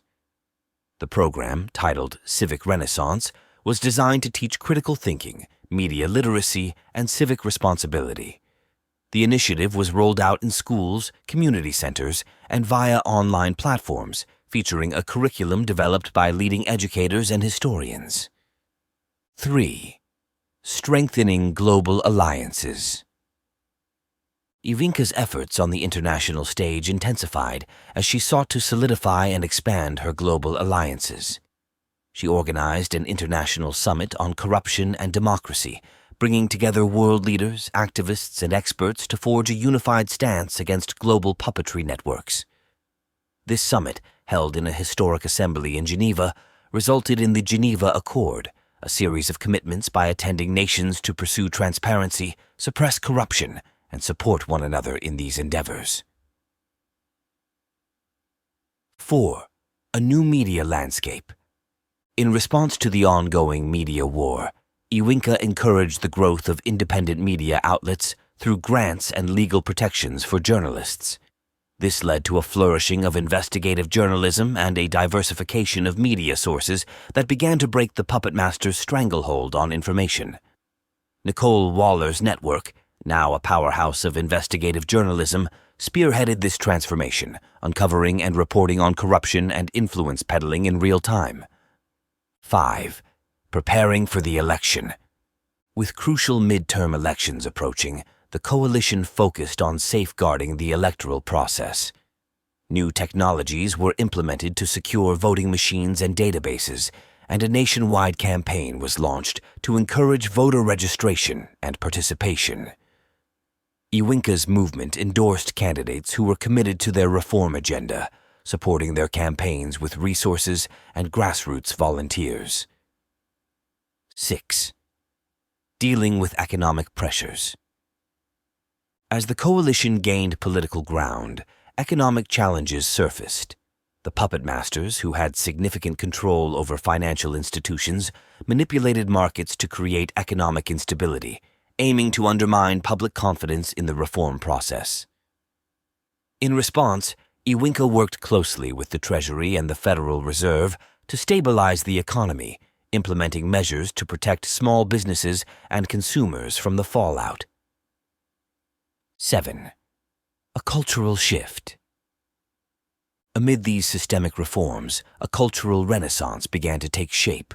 Artists, musicians, and filmmakers, inspired by the movement's ideals, produced works that reflected the themes of resilience, unity, and vigilance. A national arts fund was established to support these creative endeavors, leading to a surge in national pride and a deeper cultural engagement with the principles of the movement. 8. Personal reflections. Throughout these developments, Iwinka found herself reflecting on her journey. The personal costs had been immense, and the constant public scrutiny and responsibility weighed heavily on her. Yet, she also saw the tangible impact of her work, reformed institutions, a more informed and engaged populace, and a rekindled sense of national identity. These achievements fortified her resolve, reminding her of the reasons she embarked on this path. 9. The night before the election. As the chapter closes, the nation stands on the cusp of a critical election that could either solidify the reforms or see them unraveled. The evening before the election, Iwinka addresses the nation in a televised speech, not just as a leader, but as a citizen deeply invested in the country's future. Her speech is poignant and galvanizing, urging every American to vote with consciousness and hope. The chapter ends with Iwinka alone in her office, overlooking the city as night falls. The streets below are calm, but the air is charged with anticipation. Tomorrow would be a decisive day for the nation, a culmination of years of struggle and sacrifice. The outcome uncertain, Iwinka remains steadfast, ready to accept the mandate of the people, whatever it may be, her spirit unbroken and her vision clear. From the whispers of history, beneath the age-old sun, the battle was fought and a victory won. Through streets once silent, now voices rise, a chorus for change against the ancient ties. New dawn rising, over hills we climb. With hearts united, we turn the tide of time. A canvas of dreams in the morning light, painted with courage in colors bright. The gavel falls and justice calls in the hallowed halls where freedom sprawls. New laws to guard, new paths to pave, for the brave souls reaching from the cradle to the grave. New dawn rising, over hills we climb. With hearts united, we turn the tide of time. A canvas of dreams in the morning light, painted with courage in colors bright. In every schoolyard, lessons of old and new, teaching the values we hold true. From every screen, stories are told of the people fearless, bold. Hand in hand, the old and young sing the melodies yet unsung. From every womb, the values we hold true. From every screen, stories are told of the people fearless, bold. Hand in hand, the old and young sing the melodies yet unsung. From every womb we've learned to hear, in every dream the future seen. New dawn rising, over hills we climb. With hearts united, we turn the tide of time. A canvas of dreams in the morning light, painted with courage in colors bright. So here's to the morning on a new frontier, the dawn of a vision forever clear. In the light of this new dawn, let no voice be small. Together we stand, together we'll never fall. Chapter 12. A New Vision for Leadership. As dawn broke on Election Day, the nation awoke with a palpable sense of anticipation. The stakes of this election were unlike any before. It was not merely a contest between political candidates, but a referendum on the future of the nation's soul. Iwinka, having spent the night in quiet contemplation, stepped into the early morning light, ready to face the culmination of her years-long battle. 1. Election Day. Across the country, voters turned out in record numbers, lines stretching around city blocks and through small-town squares. The atmosphere was charged, a mix of anxiety and hope as citizens cast their ballots. Iwinka spent the day traveling to polling stations, encouraging her supporters and participating in this democratic ritual that felt more consequential than ever. 2. The results. As the polls closed and the counting began, the tension was almost unbearable. Early results were inconclusive, hinting at a tight race. But as the night progressed, the tide began to turn.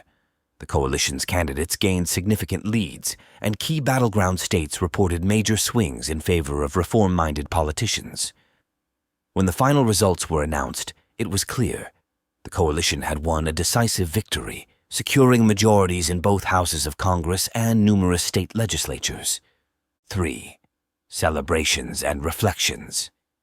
The victory sparked celebrations nationwide, with people pouring into the streets, waving flags and singing. For many, this was not just a political win, but a victory for truth and justice. Iwinka, surrounded by her team and supporters, felt a mix of relief and awe. They had done it. They had shifted the balance of power. But amidst the celebrations, Iwinka knew the real work was just beginning. 4. The first 100 days. With a mandate from the people, Iwinka and the newly elected officials wasted no time. They rolled out ambitious initiatives as part of their first 100 days agenda, focusing on institutional reforms, economic recovery, and social justice. These included sweeping anti-corruption laws, a massive infrastructure program, and comprehensive education reforms designed to empower the next generation. 5. Global implications. The election results had a ripple effect across the globe. Countries watching the American experiment saw hope for their own struggles against entrenched powers. Iwinka received delegations from around the world seeking guidance and partnership in their reform efforts. The Geneva Accord became a template for international cooperation against corruption and authoritarianism.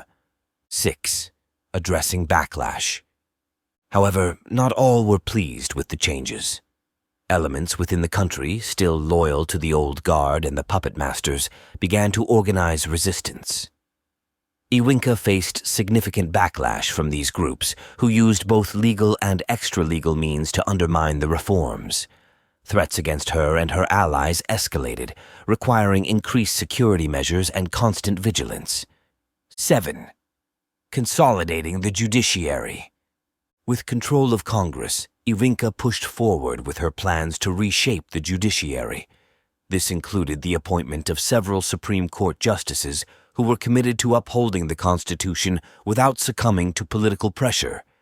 These appointments were contentious, but ultimately successful, securing a judiciary that promised fairness and independence. 8. Cultural Renaissance continues. The cultural renaissance that began under Iwinka's leadership continued to flourish. New artistic movements emerged, fueled by the themes of renewal and hope. Public spaces became canvases for expression, and national museums hosted exhibits celebrating the resilience and diversity of the American spirit. 9. Personal sacrifices. Amidst these sweeping changes, Iwinka's personal life remained largely out of public view. She maintained a stoic front, but those closest to her knew the toll the journey had taken.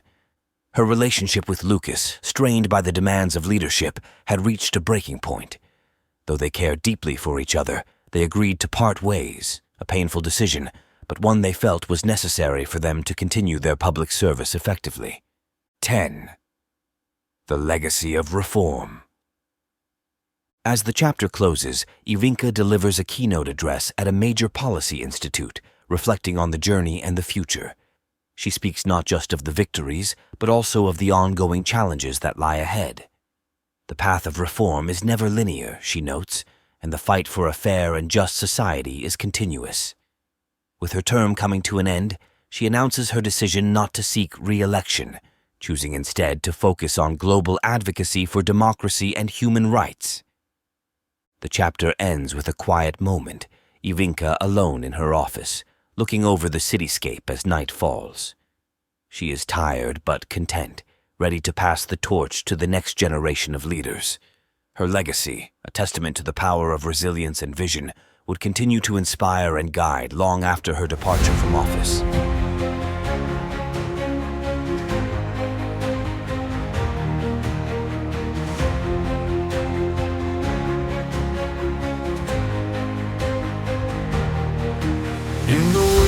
the storms under clear blue skies.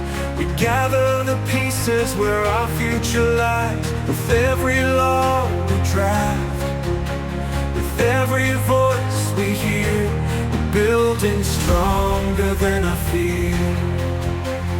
Forward we forge through the trials we face, with the strength of our will and the grace of our base.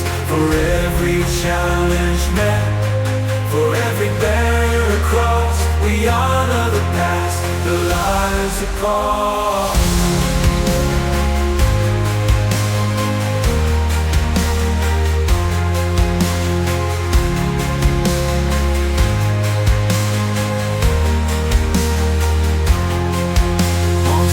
Once torn, now marches of peace. From the hands of the many, a collective release. In the classrooms, the boardrooms, change rings true, a testament to the work we do. Forward we forge through the trials we face, with the strength of our will and the grace of our pace. For every challenge met, for every barrier crossed, we honor the past, the lives it cost.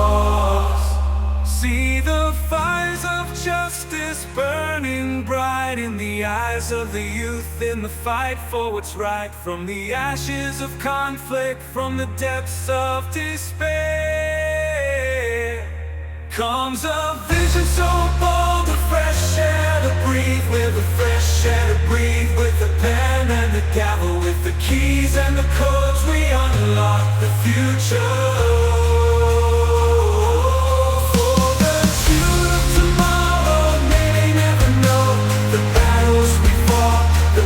We show forward, we forge through the trials we face, with the strength of our will and the grace of our pace. For every challenge met, for every barrier crossed, we honor the past, the lives it cost. So here we stand, guardians of the flame. In the book of history, carve our name. Chapter 13. Implementing Reforms. In the wake of Iwinka's decision not to seek re-election, the nation found itself at a critical juncture, facing both the promise of sustained reform and the peril of backsliding. This chapter follows the intricate process of implementing the sweeping changes enacted under Iwinka's leadership, focusing on the institutional, societal, and personal transformations that shaped the new era. 1. Strengthening democratic institutions. The first task was to solidify the reforms that had been passed during the coalition's victorious term. New oversight bodies were established to monitor government actions and ensure compliance with anti-corruption laws. These bodies, staffed by experts and citizens alike, were empowered with broad investigative powers and the ability to hold public officials accountable. 2. Economic stabilization and growth. With the global economy still reeling from past manipulations, the new administration focused on stabilizing the financial markets and fostering sustainable growth. A series of economic forums brought together economists, business leaders, and policymakers to draft a blueprint for a balanced economy that prioritized innovation, environmental sustainability, and social equity. 3. Education overhaul. The Civic Renaissance program, initially launched as a grassroots initiative, was expanded into a national educational reform. The curriculum was overhauled to include not only academic subjects, but also courses on civic responsibility, critical thinking, and media literacy. This initiative aimed to equip the next generation with the tools necessary to engage thoughtfully in democracy and to safeguard it against future threats. 4. Judicial integrity and public trust. Efforts to cleanse the judiciary of corruption and restore public trust involve not only the appointment of upright judges, but also the establishment of transparency mechanisms such as live streaming court proceedings and publishing detailed judicial opinions. These measures were designed to rebuild confidence in the judicial system as a fair and impartial arbiter of justice. 5. Health and well-being initiatives. Recognizing the critical link between public health and national productivity, comprehensive healthcare reforms were implemented. These reforms expanded access to quality healthcare, reduced the cost of prescription drugs, and promoted preventive care, aiming to create a healthier, more resilient populace. 6. Infrastructure modernization. A massive infrastructure initiative was launched to modernize the country's aging roads, bridges, and public transport systems, and to expand digital connectivity. Funded by a mix of public and private investments, these projects not only improved the quality of life, but also provided thousands of jobs, helping to stimulate the economy. 7. Environmental policy and climate action. In response to the escalating climate crisis, the administration introduced ambitious environmental policies, including significant investments in renewable energy and strict emissions regulations. These policies positioned the nation as a leader in the global fight against climate change and spurred innovations in green technology. 8. Social justice and inclusion. Social justice initiatives addressed long-standing issues of inequality and discrimination. Policies to enhance police accountability, reform criminal justice, and ensure equal opportunities in education and employment were central to these efforts. Community engagement programs strengthened the ties between law enforcement and the communities they served, fostering mutual respect and cooperation. 9. Foreign policy and diplomacy. On the international stage, Iwinka's successor continued to build on the diplomatic foundations laid during her term. Efforts to strengthen alliances, support global anti-corruption measures, and promote peace and stability were key priorities. The administration also worked to establish fair trade practices that benefited both domestic industries and international partners. 10. Cultural revival and national identity. As the reforms took root, a renewed sense of national identity emerged, celebrating the nation's diversity and resilience.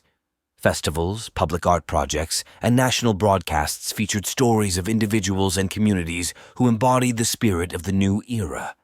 These cultural expressions played a vital role in knitting together a society that had been deeply divided. 11. Personal reflections and future visions. In the twilight of her public career, Iwinka published a series of essays reflecting on her experiences and the lessons learned.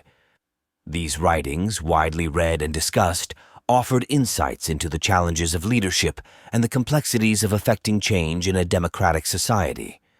They served as a guiding light for future leaders committed to the ideals of justice and equity. 12. Legacy and transition. As the chapter closes, a national conference is held to evaluate the progress made and to chart the course for the future. Leaders from various sectors gather to discuss achievements, ongoing challenges, and strategies for maintaining momentum. Iwinka, now a respected elder stateswoman, delivers a keynote address that is both a farewell and a call to action, urging continued vigilance and dedication to the ideals that had revitalized the nation.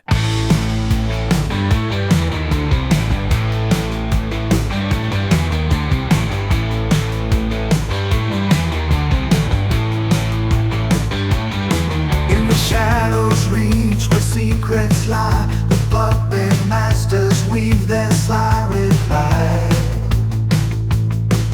With every thread they pull, we brace, for in the dark we find our place. Hold the line,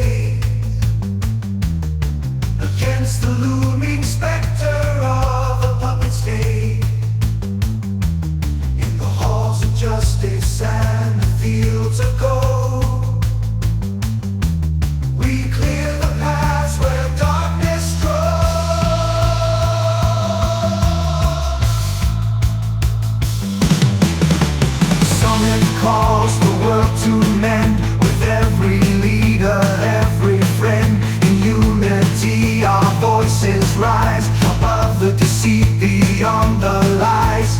Hold the line, brave and true, for every storm we'll see through. With hearts of fire and words of steel, in the echoes of our zeal. So here we stand, undivided, unworn, by the battles we face, by the challenges born. Together we hold, together we fight, for the day we all stand in the light.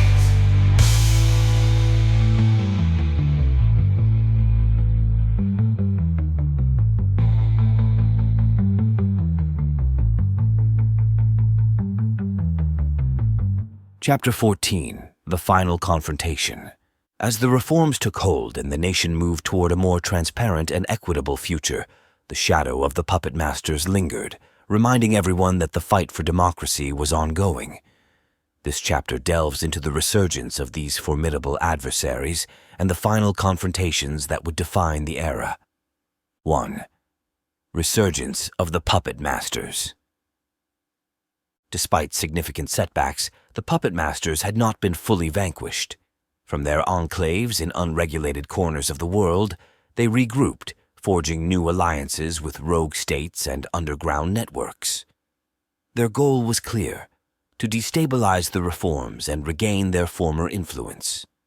They began by launching cyber attacks on critical infrastructure, spreading disinformation through sophisticated networks, and financially backing extremist groups. 2. Strengthening national security. In response to these threats, the administration, guided by lessons from Iwinka's tenure, fortified national security measures. This included enhancing cyber defenses, increasing transparency in campaign financing to prevent foreign influence, and strengthening intelligence collaborations with allied nations. A special task force was established to monitor and counteract the puppet masters' activities, utilizing advanced technology and international law enforcement cooperation. 3. Global Anti-Corruption Summit. Recognizing the global nature of the threat, Iwinka's successor convened a worldwide summit on corruption and democracy. World leaders, international organizations, and activists gathered to discuss strategies to combat the pervasive influence of shadow networks like the puppet masters.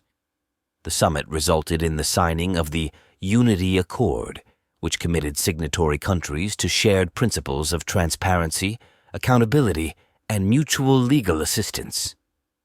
4. Economic countermeasures. To undercut the financial base of the puppet masters, the administration implemented stringent regulations on international finance, including measures to close loopholes used for money laundering and tax evasion. These policies were coordinated with major global financial institutions and aimed at creating a more accountable and less exploitable financial system. 5. Legal reckoning. The judiciary, now reformed and invigorated, played a crucial role in bringing members of the puppet masters network to justice. High-profile trials backed by irrefutable evidence gathered through international cooperation led to the conviction of several key figures. These trials were publicized, serving as a deterrent to those who might consider filling the void left by the puppet masters. 6. Media and information integrity. To combat the ongoing disinformation campaigns, the government, in partnership with private sectors and NGOs, launched an initiative to promote media literacy and critical thinking among the populace.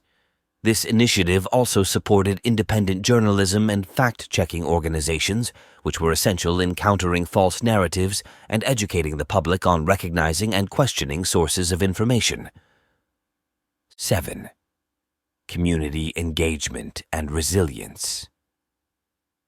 Understanding that true change comes from the grassroots, the administration invested heavily in community programs that empowered citizens to take active roles in governance. These programs focused on civic education, local governance participation, and the development of local watchdog organizations to keep local officials accountable. 8.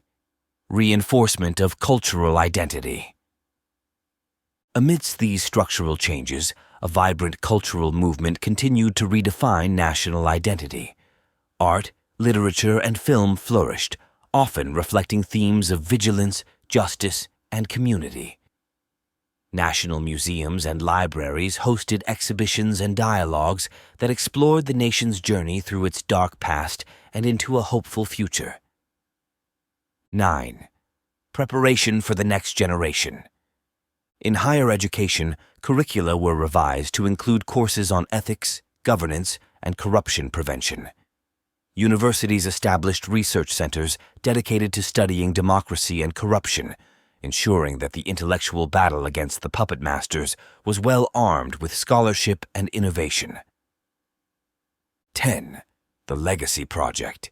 To preserve the lessons learned from this tumultuous period, the administration launched the Legacy Project, a living digital archive that documented the reforms, the battles fought against the puppetmasters, and the stories of those who stood at the forefront of change.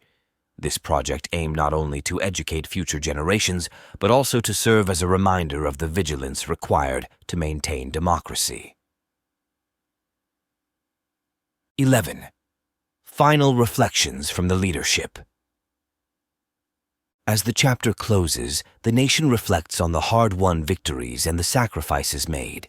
In a series of speeches and interviews, current and former leaders, including Iwinka, share their thoughts on the journey. They speak of the resilience of the democratic spirit and the continuous effort needed to nurture and protect it. 12. A New Dawn. In the final scenes, a new leader is elected, symbolizing the passing of the torch to a generation that grew up in the shadow of the puppetmasters, but came of age in the light of reform. The nation watches as this new leader takes the oath of office, a solemn promise to uphold the ideals that so many fought to secure. This chapter, expansive and detailed, encapsulates the culmination of a national saga, an epic tale of struggle, resilience, and rebirth, highlighting the enduring power of collective action and the unyielding.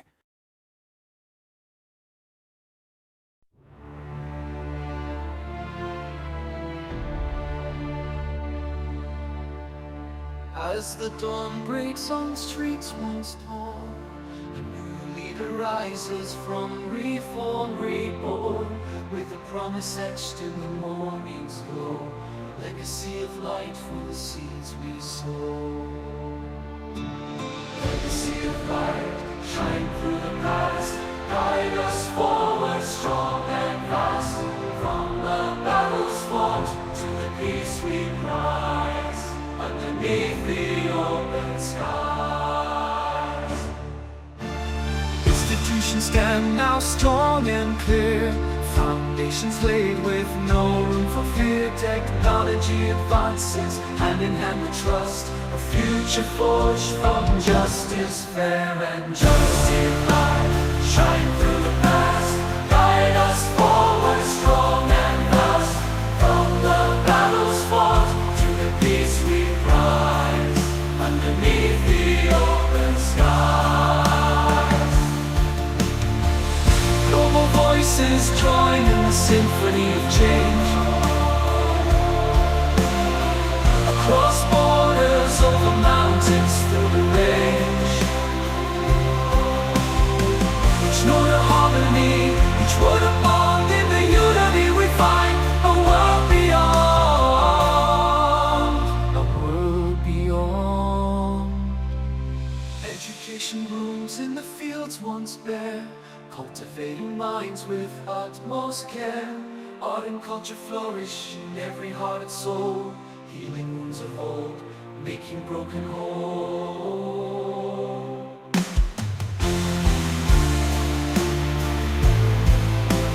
Legacy of light, shine through the past, guide us forward strong and fast, from the battles fought to the peace we prize, underneath the open skies.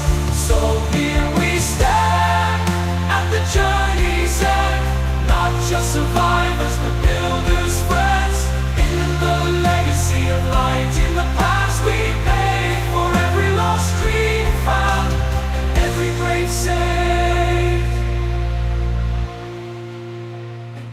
brave sage. Chapter 15: Legacy and Renewal. As the new era dawned with the inauguration of a leader born from the reforms, the nation stood at the precipice of what could be its most enduring legacy, an era of unprecedented transparency, equality, and prosperity. This final chapter explores the profound transformations that have taken root, the challenges that persist, and the ongoing journey towards a fully realized democratic vision. 1. The Inaugural Address. The new leader's inaugural address was a poignant reflection of the journey traveled and the path ahead. Emphasizing unity, vigilance, and progress, the address called upon every citizen to contribute to the nation's ongoing renewal, reminding them that democracy is not a spectator sport, but a participatory endeavor. 2. Institutionalizing reforms. With a stable foundation laid by Iwinka and her successors, the government institutionalized the reforms to ensure their permanence. This involved embedding anti-corruption measures into the fabric of political processes, fortifying checks and balances, and enhancing the judicial oversight of legislative actions. These steps ensured that the reforms would endure beyond individual administrations, becoming integral to the nation's political culture. 3. Advancing technology and ethics. As technology continued to advance at a rapid pace, the administration established a National Ethics Council to oversee the development and implementation of new technologies, particularly artificial intelligence, biotechnology, and cyber infrastructure. This council worked closely with tech companies, universities, and ethicists to ensure that technological progress did not outpace ethical considerations, particularly regarding privacy and civil liberties. 4. Economic transformation. The economic landscape was transformed through initiatives that promoted innovation, sustainability, and inclusivity. New economic policies fostered small business growth, supported sustainable agricultural practices, and invested in renewable energy projects. These policies not only bolstered the economy, but also addressed long-standing environmental and social issues, paving the way for a green and equitable economic future. 5. Strengthening global alliances. On the international stage, the nation played a leading role in a new global alliance dedicated to promoting democracy and combating corruption worldwide. This alliance worked to stabilize regions plagued by authoritarianism and corruption, offering support in the form of aid, trade agreements, and diplomatic efforts. The alliance also set up a global fund to support grassroots movements fighting for democracy and human rights. 6. Educational renaissance. The educational system underwent a renaissance, with a strong emphasis on civic education, history, and critical thinking. Schools across the country implemented programs designed to cultivate an informed, engaged, and thoughtful citizenry. Higher education institutions established scholarships and fellowships to support students from underrepresented communities, fostering a diverse generation of leaders. 7. Cultural revival. The cultural sector experienced a revival, with public funding boosting the arts, literature, and media. A national cultural festival became an annual event, celebrating the nation's diversity and resilience through music, art, theater, and dance. These cultural expressions played a crucial role in healing the nation's wounds and celebrating its renewed spirit. 8. Ongoing challenges and adaptations. Despite significant progress, challenges persisted. Economic disparities, regional imbalances, and global environmental crises required continuous attention and adaptation. The administration remained committed to addressing these issues head-on, adapting policies as needed, and engaging with communities to find solutions. 9. Remembering the past, building the future. To honor those who had fought for democracy, and to remind future generations of the importance of vigilance, a national memorial and museum dedicated to the fight against corruption and the restoration of democracy were inaugurated in the capital. This space served not only as a tribute, but also as an educational center where people could learn about the nation's history and the importance of maintaining democratic values. 10. Reflections from Iwinka. In her later years, Iwinka became a revered figure, her insights sought by leaders and citizens alike. She published several more works, reflecting on the dynamics of power, the nature of change, and the essence of leadership. Her writings, imbued with wisdom and experience, continued to inspire and guide. 11. A vision sustained. As the chapter and the book concludes, the narrative returns to the present leader, who stands before a new generation of citizens at a national assembly. The speech delivered is one of hope, acknowledging the road traveled and the journey still ahead. The leader reaffirms the nation's commitment to the principles that had been fought so hard for, and calls for continued engagement and innovation in maintaining and expanding the vision that Iwinka and countless others had set in motion. This chapter closes the epic saga not with an end, but with a promise of ongoing renewal, symbolizing not just the resilience and transformation of a nation, but the enduring power of collective will and vision in shaping the future.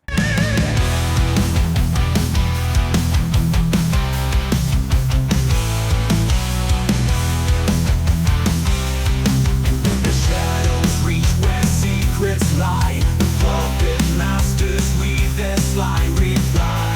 With every breath they pull, we praise. For in the dark we find our place. Hold the line, brave and true. For every storm we'll see through. With hearts of fire and wheels of steel. In the echoes of our zeal. In the echoes of our zeal. From the corners of the globe they plot. But with our unity we fall to none. Through cyberspace where battles rage, we bend our will on this new age. Over cyberspace where battles rage, we bend our will on this new age. Hold the line, brave and true. For every storm we'll see through. With hearts of fire and wheels of steel. In the echoes of our zeal. In the echoes of our zeal. On the corners of the globe they plot. But with our unity we fall to none.